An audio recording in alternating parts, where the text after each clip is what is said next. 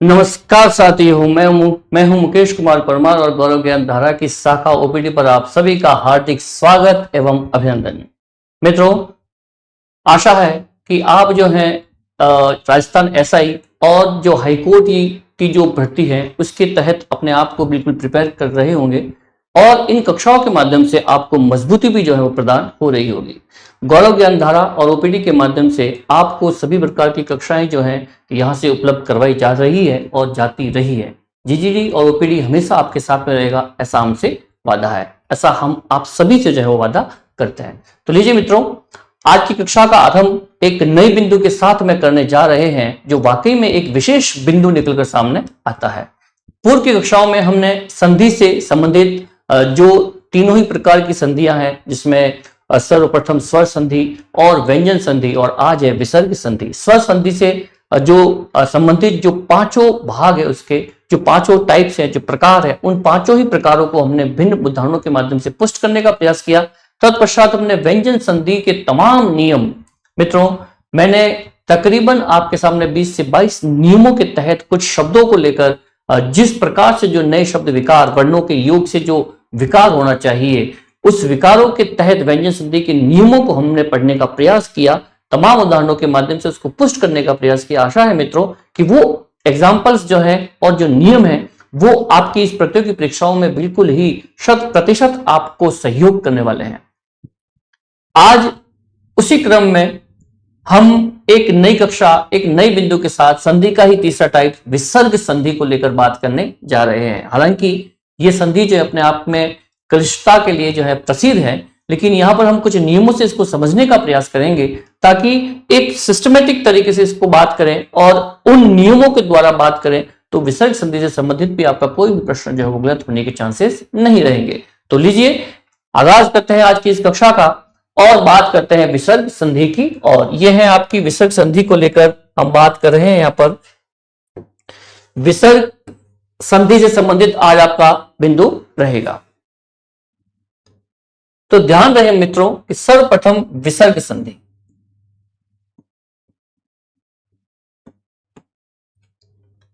अर्थात विसर्ग संधि से संबंधित बात यह है, सर्वप्रथम इसको परिभाषित करेंगे और तत्पश्चात बात करेंगे कि विसर्ग संधि के कौन से नियम किस प्रकार से जो है वो इसमें परिवर्तन होता रहता है और तमाम उदाहरण उसके कौन कौन से हैं। यहां पर देखिए, सर्वप्रथम मैं आपको यह बता दूं कि जो संधियां हैं, जो संधियों के प्रकार हैं, वो संधि जो है वो मुख्य रूप से 6 प्रकार की होनी चाहिए। मुख्य रूप से संधि, मुख्य रूप से संधि 6 प्रकार की होती है।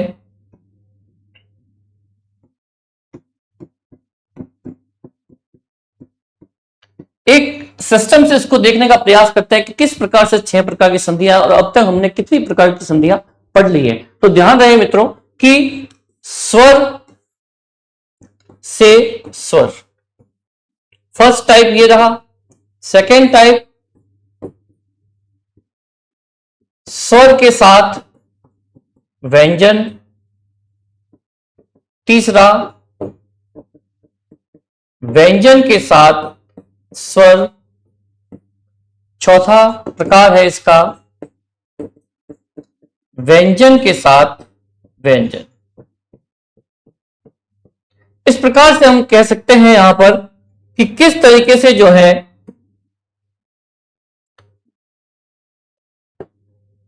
ये संधियों के प्रकार है और इन संधियों के प्रकारों में हम बात कर रहे हैं 4 प्रकार की संधियों की बात की और फिर हम बात करते हैं 5 नंबर संधि की, जिसमें विसर्ग के साथ स्वर और विसर्ग के साथ व्यंजन।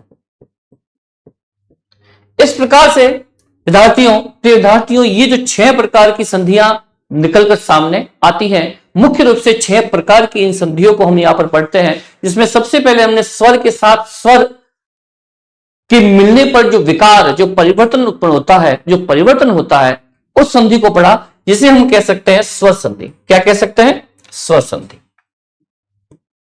उसे हम यहां पर स्वर संधि के रूप में देखा।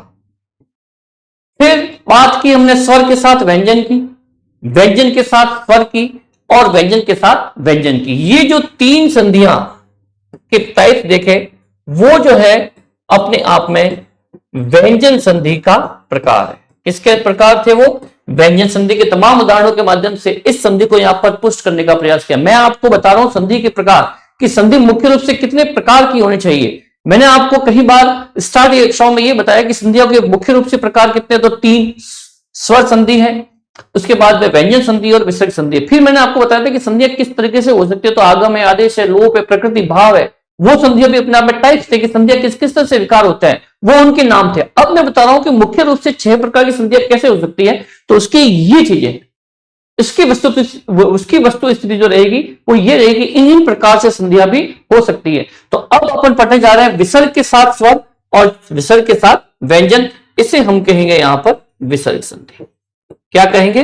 विसर्ग संधि। इस तरीके से ये संधियों के टाइप्स है और इस तरीके से हम संधियां पढ़ते हैं। इस प्रकार से जो वर्ण है वो स्वर और व्यंजन किस प्रकार से, और विसर्ग के साथ में, इन तीनों ही प्रकारों से, ये 6 प्रकार से जो है वर्ण मिलते हैं और वर्णों के मिलने से जो है विकार होता है। तो ध्यान रहे मित्रों कि वर्णों के मेल से, वर्णों के मेल से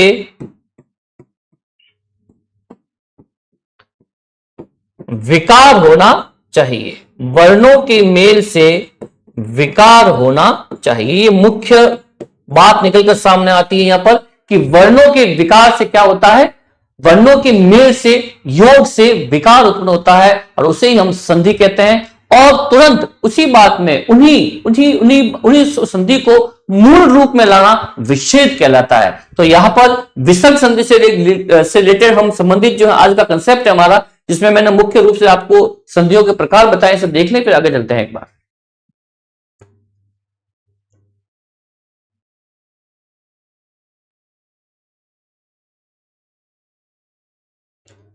एक और बात मित्रों, मैं यहां पर इस परिभाषा को भी परिभाषित कर दूं कि विसर्ग संधि आखिर कहेंगे किसे।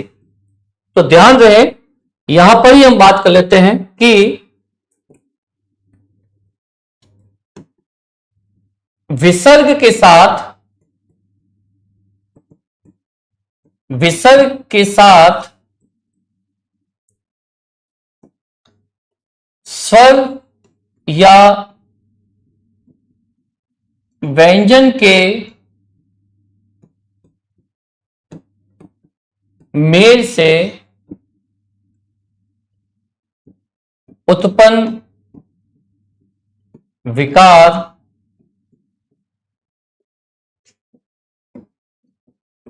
विसर्ग संधि कहलाता है।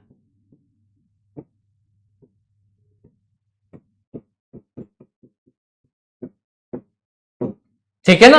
जो विसर्ग के साथ में स्वर और व्यंजन के द्वारा मेल होने पर जो विकार उत्पन्न होता है, जो परिवर्तन होता है, वो अपने आप में क्या कहलाता है? विसर्ग संधि कहलाता है। इसे देख ले आप, फिर चलते हैं आगे।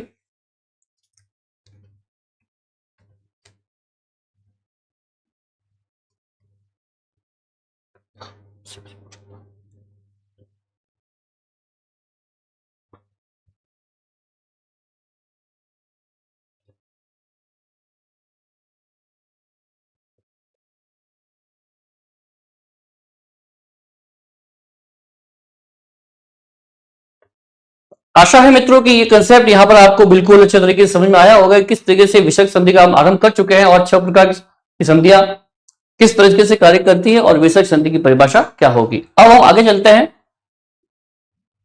यहां पर विसर्ग संधि से संबंधित पहला नियम की बात करते हैं। नियम फर्स्ट, नियम नंबर 1, जिसमें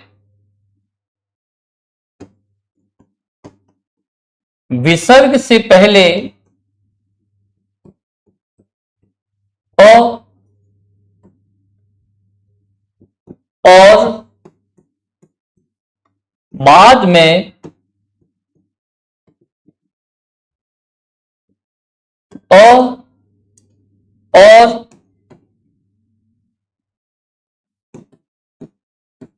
स्पर्श व्यंजन में से स्पर्श व्यंजन में से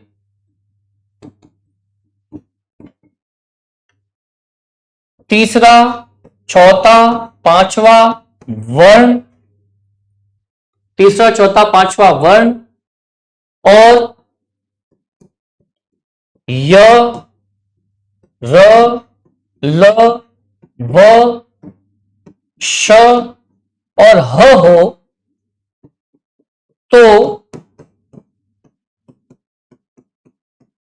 विसर्ग का परिवर्तन, विसर्ग का परिवर्तन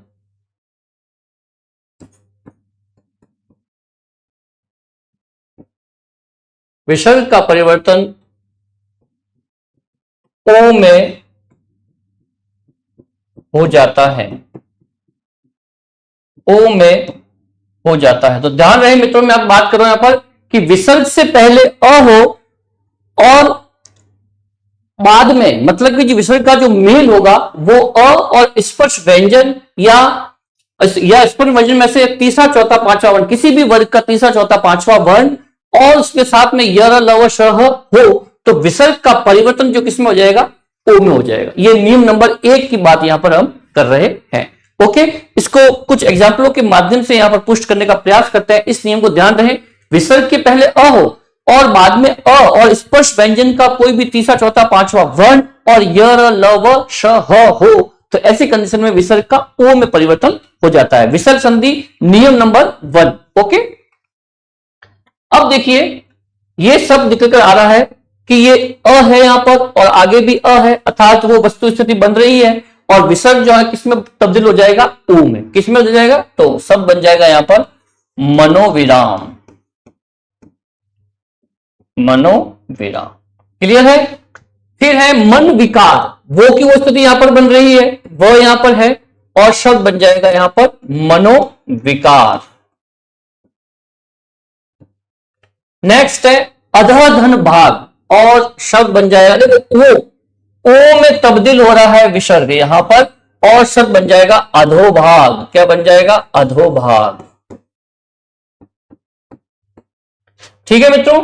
फिर है यश धन अभिलाषा, नियम नंबर 1, शब्द बन जाएगा यशोभिलाषा, यशोभिलाषा, यशोभिलाषा। क्लियर है। फिर है नेक्स्ट यश धन वर्धन, यश धन वर्धन, यहां पे य, र, ल, व है और आगे अ की स्थिति बन रही है विसर्ग से पहले, तो कंडीशन के अनुसार, नियम के अनुसार विसर्ग जो है वो ओ में तब्दील हो जाएगा और शब्द बन जाएगा यशोवर्धन। क्या बन जाएगा, यशोवर्धन। नेक्स्ट है मन धन गत और शब्द बन जाएगा मनोगत। क्या बन जाएगा, मनोगत। फिर नेक्स्ट है आपके सामने कुछ और उदाहरण आपके सामने बहुत ही मजबूती से प्रस्तुत करने का प्रयास कर रहा हूं ताकि आपकी प्रतियोगी परीक्षा के अकॉर्डिंग ये जो शब्द है वहां पर आपको जो पूर्व प्रतियोगी परीक्षाओं में पूछे भी गए हैं और आगे आने वाली प्रतियोगी परीक्षाओं में वाकई में इनके आने के चांसेस बहुत ज्यादा है और इस तरह के ही कुछ उचित जो शब्द है वो आपके सामने प्रस्तुत करने का प्रयास कर रहा हूं नियम नंबर 1 के अनुसार। तो लीजिए अधोगामी, तो शब्द बन जाएगा यहां पर अधोगामी। क्या बन जाएगा, अधोगामी। नियम नंबर 1 को पुष्ट करता है यह उदाहरण। फिर है अध हस्ताक्षर करता, शब्द बन जाएगा अधो हस्ताक्षर करता, अधो हस्ताक्षर करता। फिर नेक्स्ट है तिर धनभूत, देखो प फ ब, प फ ब भ, तीसरा, चौथा, पांचवा, मतलब कि चौथा वर्ण है। ठीक है, किसी भी वर्ग का तीसरा, चौथा, पांचवा वर्ण होगा तो भ है। देखिए इस तरह से प फ ब और ये भ, ये चौथा नंबर है। कंडीशन क्या है, तीसरा, चौथा, पांचवा वर्ण हो। ठीक है ना, और आगे अ की स्थिति हो विसर्ग से पहले, कंडीशन वही बढ़ रही है तो विसर्ग का बन जाएगा ओ और शब्द यहां पर निकल के आता है तिरोभूत। क्या आएगा, तिरोभूत। शब्द भी सार्थक हो, शब्द के टुकड़े जो विच्छेद होगा वो विच्छेद के दौरान जो शब्द आते हैं वो भी अपने आप में सार्थक होने चाहिए।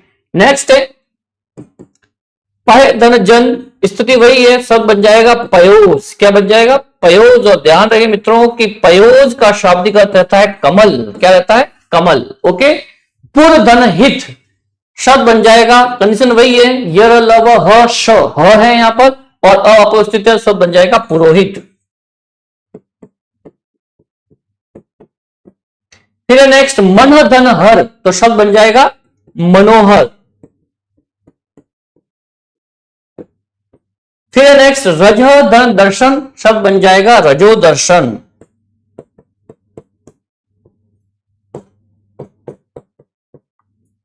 फिर यह शब्द आपके सामने सरह धन वर और शब्द बन जाएगा सरोवर। क्या बन जाएगा? सरोवर। ये नियम नंबर 1 को पुष्ट करते उदाहरण। फिर नेक्स्ट है सरह धन ज और शब्द बन जाएगा सरोज। यहां पर लिख देता हूं इसको मैं, सरह धन ज और शब्द बन जाएगा सरोज।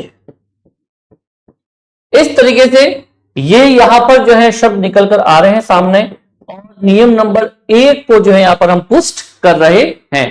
आशा है कि इस नियम को समझे और इन उदाहरणों के माध्यम से इसको मजबूती देने का प्रयास करें। देख लें इससे, फिर आगे चलते हैं।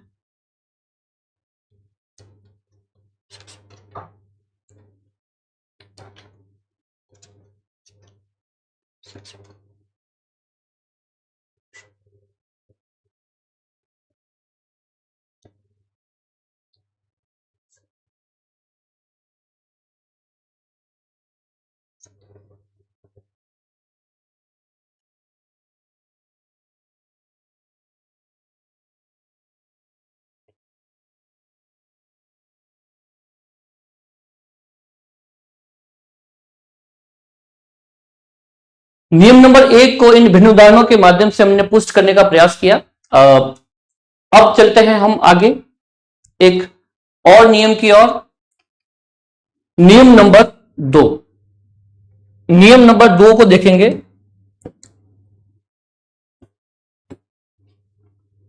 यदि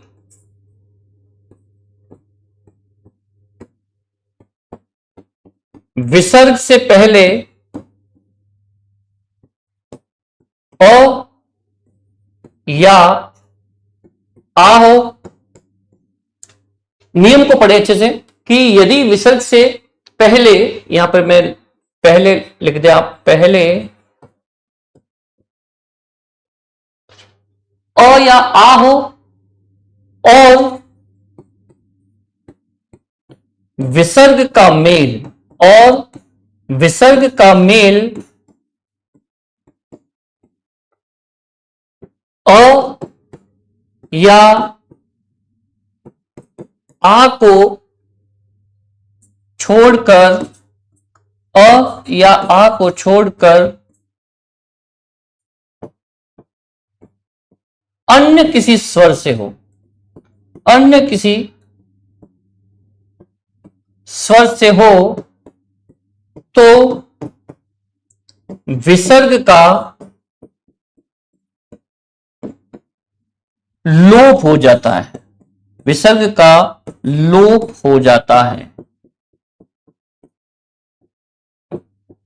लोप का मतलब होता है हटना, हट जाता है, ठीक है ना। लोप का मतलब होता है हट जाना, हटना, ठीक है।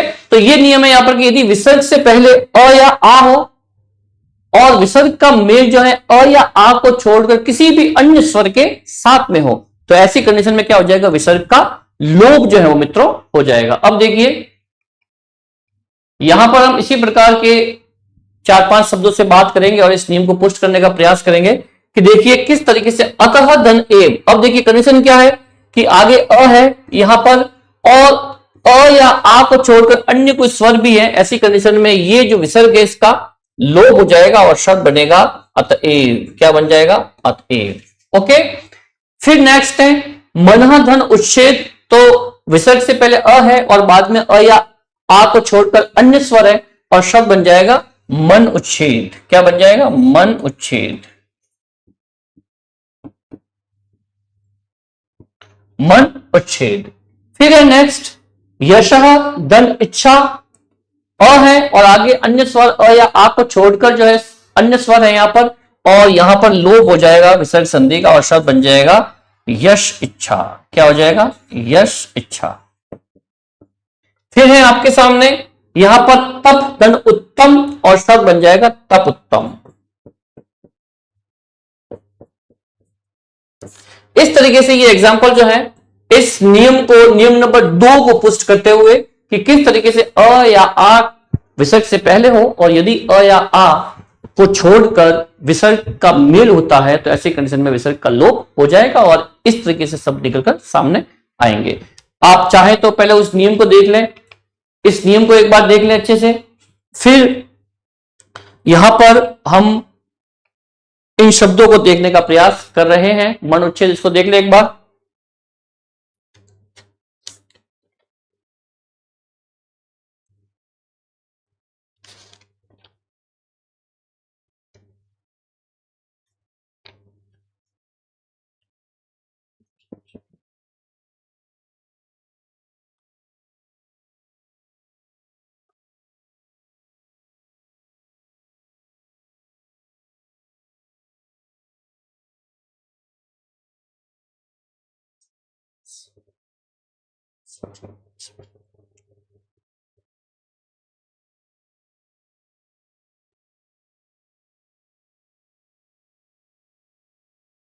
आशा है मित्रों यहां पर यह नियम जो है, इस नियम के द्वारा जो आपको मैंने सब बताया वो बिल्कुल आपको यहां पर जो है जहन में आप तक पहुंचे होंगे, आप उसको समझ पाए होंगे। अब चलते हैं एक तीसरे नियम की ओर, नियम नंबर 3। नियम नंबर 3 की ओर चलने का प्रयास करते हैं हम।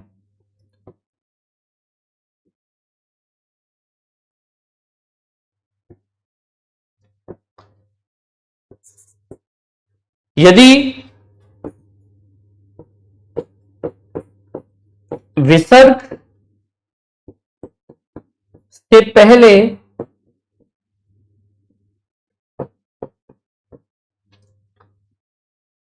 अ आ को छोड़कर अन्य स्वर हो, अन्य स्वर हो और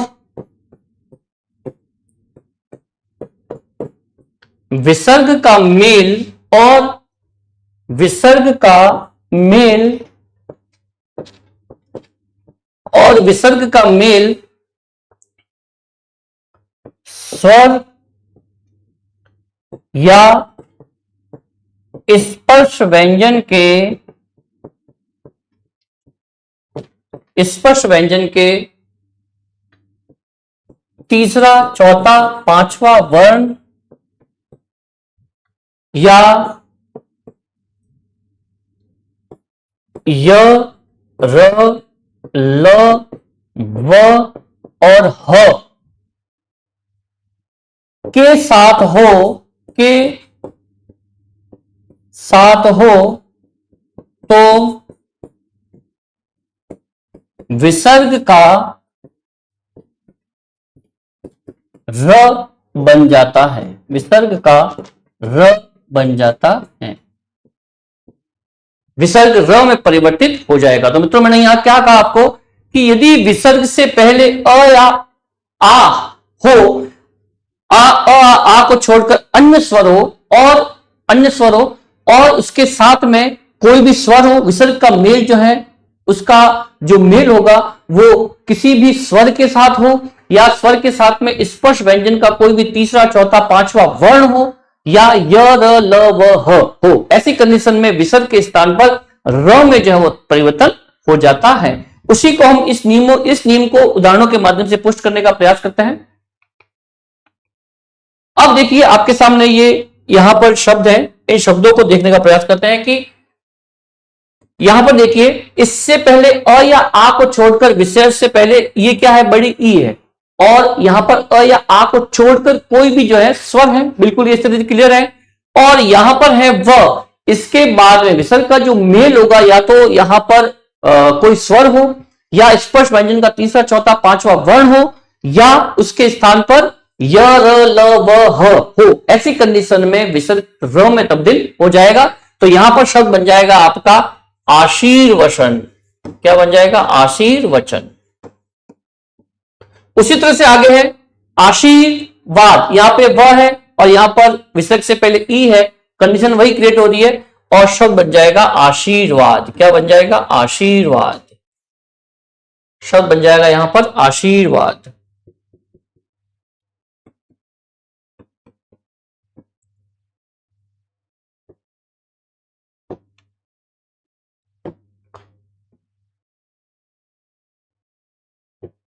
आशीर्वचन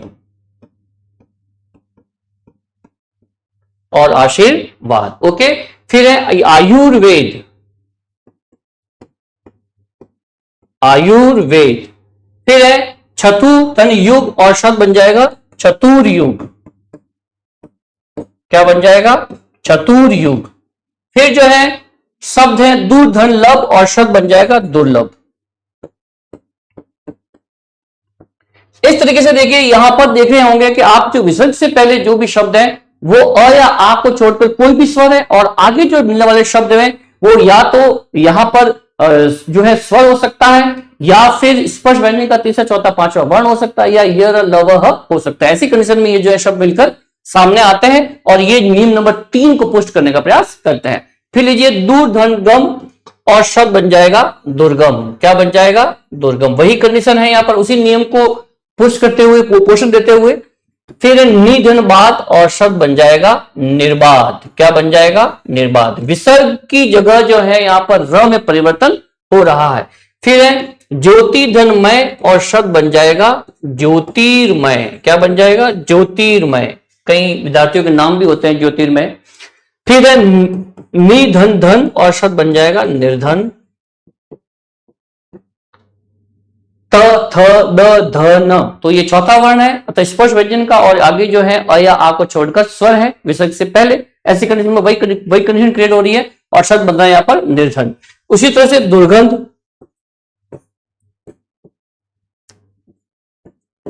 दुर्गंध, इस तरीके से हम कह सकते हैं कि ये जो है शब्द निकलकर सामने आ रहे हैं नियम नंबर 3 को पुष्ट करते हुए। जैसा मैंने आपको यहां पर ये बता दिया नियम कि यदि विसर्ग से पहले अ आ को छोड़कर कोई अन्य स्वर हो और विसर्ग का मेल स्वर या स्पर्श व्यंजन के तीसरा चौथा पांचवा वर्ण या यर लव ह हो के साथ हो तो विसर्ग का र बन जाता है। ठीक है मित्रों, एक बार इस नियम को देखना चाहे तो देख ले, फिर उसके बाद उन उदाहरणों को भी पुष्ट कर लें।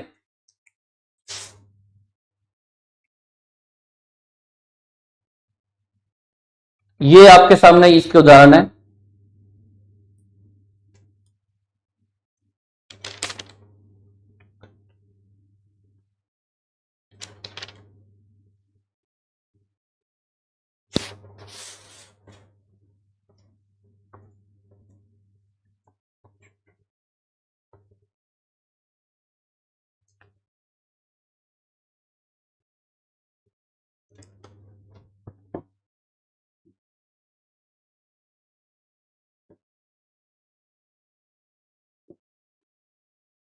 इस तरीके से हम देख सकते हैं इसको, ये उदाहरण।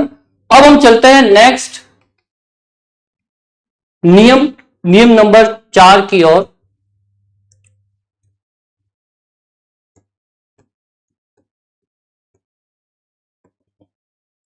यदि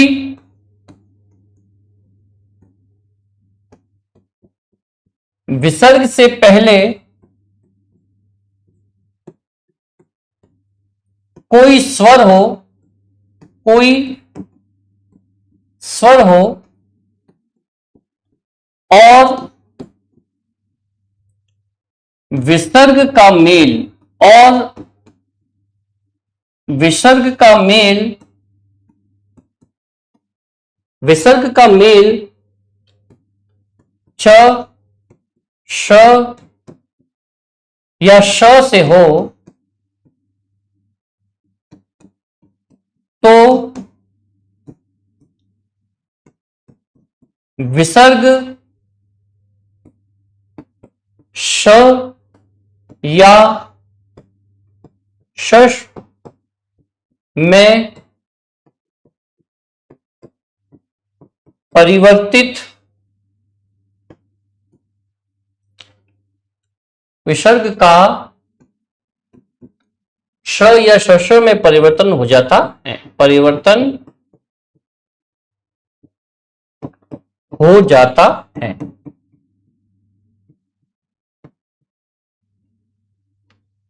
प्रिय विद्यार्थियों, नियम तो यहां पर खूब है। हम यहां पर वही नियम पढ़ने का प्रयास करेंगे जो वाकई में आपकी प्रतियोगी परीक्षाओं के दृष्टिकोण से आपके लिए वाकई में सहयोगी बने। और वही शब्द मैं आपको यहां पर प्रस्तुत करने का प्रयास कर रहा हूं उदाहरणों के माध्यम से, ताकि वो आपको बिल्कुल ही जो है, जो हमेशा प्रतियोगी परीक्षाओं में जिस प्रकार के प्रश्न बनते हैं, जो प्रश्न की प्रकृतियां होती हैं, उन उदाहरणों तक ही मैं पहुंचाने का प्रयास कर रहा हूं, ताकि ये कक्षाएं जो है वो आपके लिए वाकई में जो है वो बेहतरीन रहे। यहां पर नियम नंबर 4, यदि विसर्ग से पहले कोई भी स्वर हो, कोई यहां पर बाध्यता नहीं है कि आ है, ई है, 11 जो स्वर है, 11 स्वरों में से कोई भी स्वर को विसर्ग से पहले हो, और फिर विसर्ग का मेल जो है छ या श से हो, तो विसर्ग स या श में परिवर्तन हो जाता है। इसका जो है परिवर्तन इस प्रकार से हो जाएगा। आइए इस नियम नंबर 4 को कुछ उदाहरणों के माध्यम से देखने का प्रयास करते हैं। यह है, देखिए आपके सामने शब्द यहां पर कि किस तरीके से विसर्ग से पहले कोई भी स्वर हो और उसके साथ में छ, श और श का मेल होगा तो विसर्ग जो है वो तब्दील हो जाएगा। ये कुछ शब्द है यहां पर।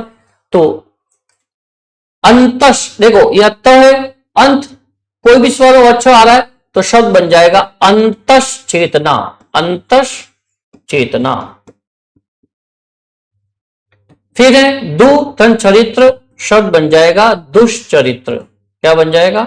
दुष्चरित्र। क्लियर है? फिर है नेक्स्ट प्राय धन चित, और शब्द बन जाएगा यहां पर प्रायश्चित, शब्द बन जाएगा यहां पर प्रायश्चित। फिर है यहां पर हरिधन चंद्र, और शब्द बन जाएगा हरीश चंद्र। क्या बन जाएगा? हरीश चंद्र। फिर है निधन छल, उसी नियम को पुष्ट करता हुआ ये उदाहरण, और शब्द बन जाएगा निश्चल। क्या बन जाएगा? निश्चल। फिर है अंतः धन चेतना, और शब्द बन जाएगा अंतश चेतना। जैसा कि मैंने बता दिया आपको, पुनः ये उदाहरण है यहां पर अंतश चेतना।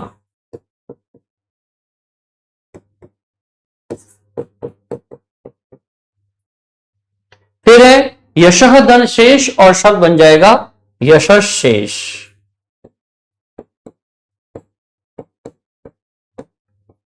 फिर है शब्द यहां पर बही धन चक्र, और शब्द बन जाएगा बहिष चक्र। क्या बन जाएगा? बहिष चक्र। इस तरीके से देख सकते हैं कि ये जो नियम है यहां पर, ये नियम जो है किस तरीके से पुष्ट कर रहा है यहां पर कि विसर्ग का मेल कोई स्वर के साथ में हो, और कोई स्वर के साथ कोई स्वर के किसी भी स्वर से पहले विसर्ग हो, और विसर्ग का मेल जो है यहां पर यदि छ, श और श से हो, तो ये कंडीशन में जो एग्जाम्पल है इसको पुष्ट कर रहे हैं इस नियम को, और ये शब्द निकलकर सामने आते हैं विकार स्वरूप। देख लें इन्हें, ये एग्जाम के दृष्टिकोण से बहुत ही मजबूती प्रदान करेंगे आपकी तैयारी को, आपकी प्रिपरेशन को। देख लें इसे, ये हर बार कई प्रतियोगी परीक्षाओं में पूछे गए प्रश्न है। इनकी संधि को देखें, इसके प्रकार को देखें, किस तरह से इसका विच्छेद हो रहा है, कौन सा नियम यहां पर लग रहा है, और किस तरीके से ये विसर्ग संधि का जो एग्जाम्पल है, देख लें इसे।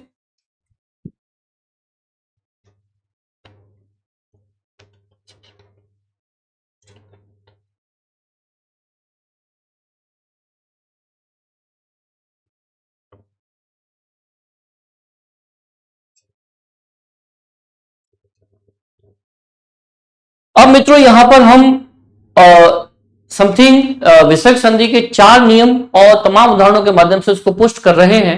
आशा है कि अब तक की कक्षा बिल्कुल ही आप जो है यहां पर समझ पाए होंगे। अब हम चलते हैं नियम नंबर 5 की ओर, नियम नंबर 5 की ओर।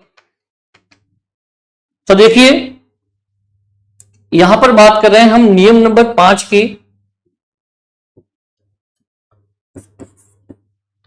यदि विसर्ग का मेल, यदि विसर्ग का मेल किसी भी कंडीशन में, कोई कंडीशन नहीं यहां पर स्वर हो वो हो, सिर्फ विसर्ग का मेल, यदि विसर्ग का मेल त, थ या स से हो, तो विसर्ग का परिवर्तन, तो विसर्ग का परिवर्तन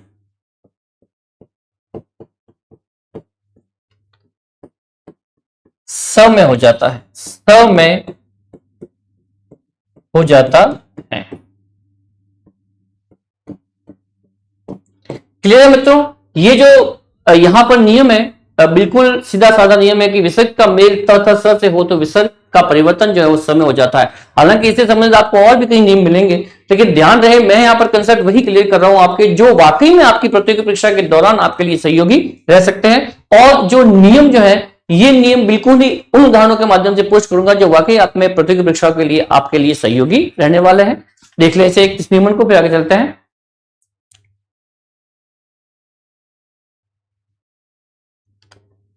तो यहां पर देखिए कुछ उदाहरणों के माध्यम से इसको पोस्ट करने का प्रयास करते हैं। अब देखिए जैसे ये वर्ड निकल कर साथ में आते हैं कि ये वर्ड आपने हमेशा देखे होंगे, शब्द जो कहीं प्रतियोगी परीक्षाओं में जो है हर बार इसको पूछा जाता है। और या चाहे इसका विच्छेद करना हो, चाहे इसकी संधि का टाइप्स कौन सा है, या किस प्रकार से संधि हुई है, इस तरह के प्रश्न जो है यहाँ पर इस नियम से पूछे ही जाते हैं। देख ले इसे किस तरीके से शब्द बनेगा। देखो स्थिति यह है कि यदि विसर्ग का मेल त थ स से होता है तो अंतः धन ताप, और शब्द बन जाएगा यहां पर अंतस्ताप। क्या बन जाएगा? अंतस्ताप।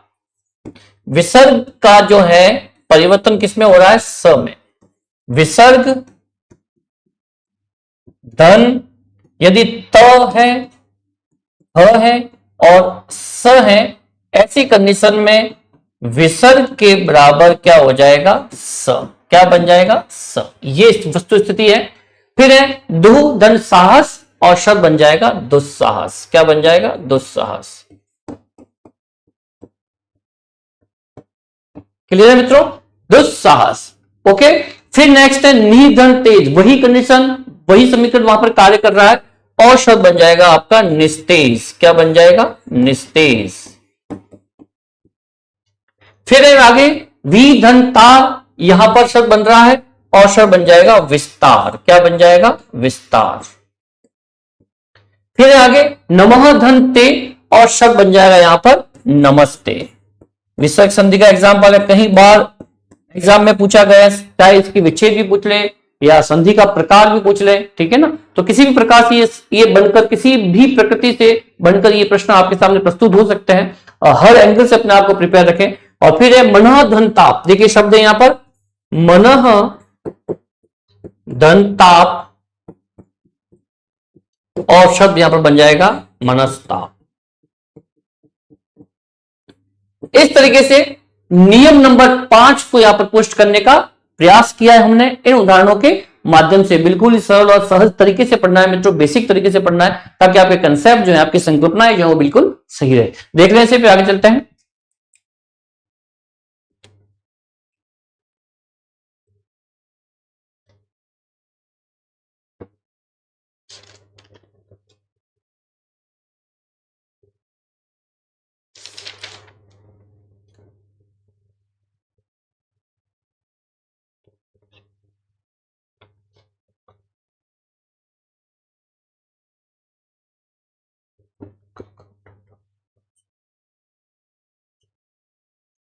आशा है मित्रों कि बिल्कुल यहां पर यह नियम जो है बिल्कुल आपको समय से तरीके से समझ आ रहे होंगे।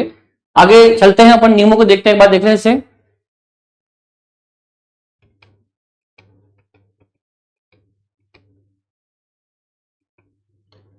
नियम नंबर 6 को देखने का प्रयास करते हैं।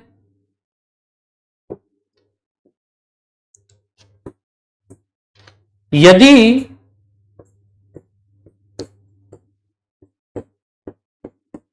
विसर्ग से पहले, यदि विसर्ग से पहले ई या उ हो और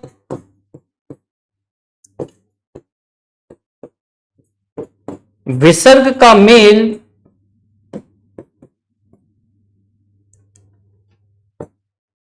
क, ख,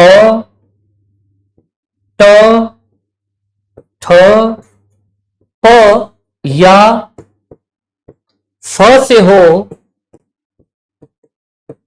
तो विसर्ग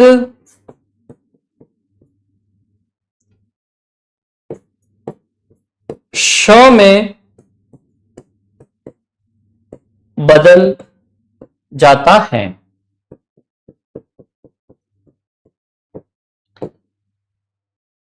इस तरीके से अपन देखते हैं यहां पर इस नियम को, देखिए यदि विसर्ग से पहले ई या ऊ हो और विसर्ग का मेल क, ख, ट, ठ, प या फ से हो तो विसर्ग स में बदल जाता है। ठीक है, विसर्ग स में बदल जाएगा। इस नियम को पढ़ लें एक बार आप। यदि विसर्ग से पहले ई या ऊ हो और विसर्ग का मेल क, ख, ट, ठ, प या फ से हो तो विसर्ग किस में बदल जाएगा? श में बदल जाएगा। इसको उदाहरणों के माध्यम से पोस्ट करते हैं। अब देखिए ये कुछ उदाहरण है जो इस नियम को यहां पर पोस्ट करेंगे कि यदि विसर्ग से पहले, यदि विसर्ग से पहले ई या ऊ और विसर्ग का मेल, विसर्ग का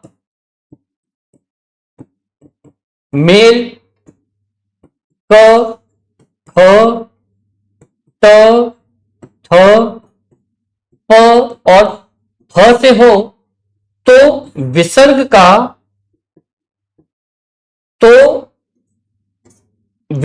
का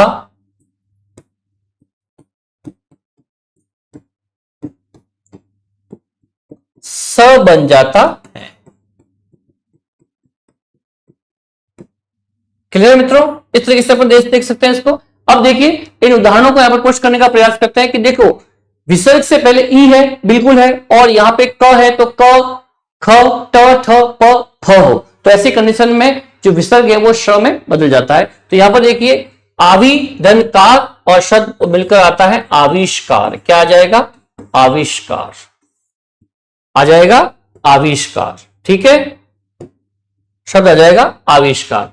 अब है धनु धन टंकार और शब्द यहां पर बन जाएगा धनुष टंकार। क्या बन जाएगा? धनुष टंकार। चूंकि हम देख चुके हैं कि क, ख, ट या ठ हो तो ट यहां पर है, उससे पहले ई या ऊ है, बिल्कुल।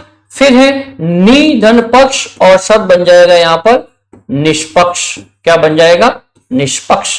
फिर है नी धन काम और शब्द बन जाएगा यहां पर निष्काम। क्या बन जाएगा? निष्काम। फिर है यहां पर पू धन कर और शब्द बन जाएगा पुष्कर। क्या बन जाएगा? पुष्कर। पुष्कर का मतलब तालाब ही होता है, छोटा जाजू, जैसे कि पुष्कर है तो सरोवर को भी पुष्कर ही कहेंगे। ठीक है ना, पुष्कर जो स्थान विशेष के लिए प्रसिद्ध है, पुष्कर का मतलब भी तालाब या किसी सरोवर से होता है। नी दिन पाप और शब्द बन जाएगा निष्पाप। सीधे से उदाहरण है ये, बिल्कुल। चतुर्धन पद और शब्द बन जाएगा यहां पर चतुष्पद। क्या बन जाएगा? चतुष्पद। फिर आपके सामने बही धन कृत एक शब्द यहां पर निकल के आ रहा है, बही धन कृत और शब्द यहां पर बन जाएगा बहिष्कृत। किसी को बहिष्कृत करते हैं ना, बहिष्कार करते हैं, इसका विरोध करते हैं, तो ये शब्द निकल कर सामने आता है इस नियम के अकॉर्डिंग। नियम नंबर 6, नियम नंबर 6 को पुष्ट करते हुए ये एग्जाम्पल। आशा है मित्रों की 6 के 6 नियम विसर्ग संधि को लेकर आपको समझ आ रहे होंगे। मैंने तमाम उदाहरणों के माध्यम से इन 6 के 6 नियमों को पुष्ट करने का प्रयास किया है कि वाकई में आपके एग्जामिनेशन दृष्टिकोण से जो आपकी परीक्षा उपयोगी रहने वाले नियम है, उन नियमों को तमाम उदाहरणों के माध्यम से जो हमेशा प्रतियोगी परीक्षाओं में पूछे गए, उन्हीं उदाहरणों के माध्यम से इसको मजबूती देने का प्रयास किया। इसे देख लें, फिर आगे चलते हैं।